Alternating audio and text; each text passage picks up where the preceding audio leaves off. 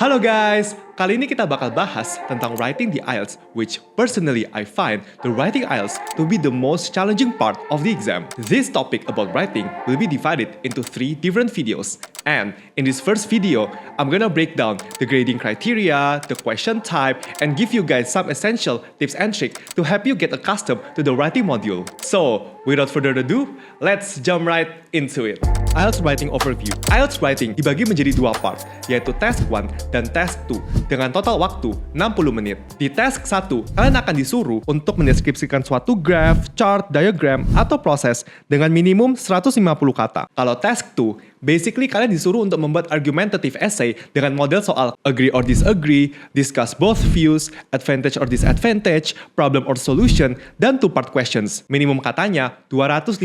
Kriteria penilaian. Kriteria penilaian writing section dibagi menjadi 4.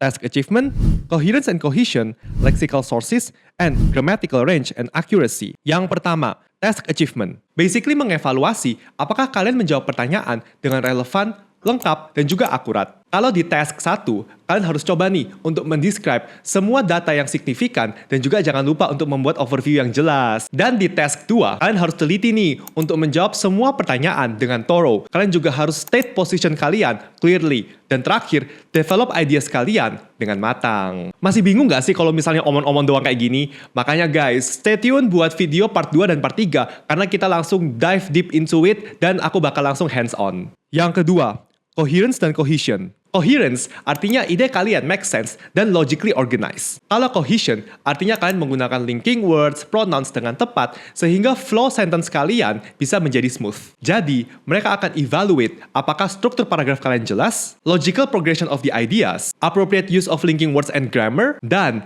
apakah message yang kalian berikan can be followed effortlessly. Yang ketiga, lexical resource. Artinya, seberapa wide vocab kalian dan seberapa akuratnya sih penggunaannya. Dan juga, gimana nih cara kalian mainin kata-katanya, sinonimnya, paraphrase-nya, sehingga kalian bisa fleksibel di segala konteks. Common pitfalls di sini adalah typo dan menggunakan kata yang sama over and over again. Yang terakhir, grammatical range and accuracy. Ini tentang kesesuaian antara grammar dan juga punctuation-nya. Dan di sini, kalian harus bisa nih menggabungkan antara simple sentence, compound sentence, dan juga complex sentence. Simple sentence itu kayak I passed the exam.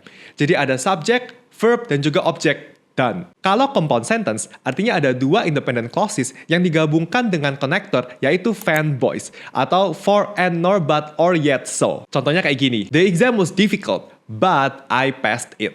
Kalau complex sentence, artinya ada 1 independent clause dan 1 dependent clause yang digabungkan dengan subordinating conjunction. Contohnya kayak gini, despite how hard the exam was, I eventually passed it. Common pitfalls di sini adalah banyak test taker yang menggunakan grammar dengan salah atau menggunakan grammar structure yang kompleks sehingga confusing dan melakukan basic error kayak penggunaan artikel atau subject verb agreement yang salah dan lain sebagainya. So, buat clear up the confusion, aku bakal up video tentang tenses, complex grammatical structure, dan syntax. Common pitfalls and the strategy to tackle it. Yang pertama, cuman hafalin template. Examiner itu ya udah trained to spot template. Jadi kalau essay kalian terdengar unnatural atau robotic, itu bisa backfire ke kalian. So, kalian harus understand the question type dan juga familiarize yourself with the question model biar kalian bisa tailor essay kalian according to the question. Yang kedua, not answering the question directly and clearly. Misalnya nih, kalian disuruh agree or disagree, tapi kalian tidak state position kalian clearly. Yang ketiga, writing off topic. For instance ya, kalian ditanya tentang advantage or disadvantage dari AI,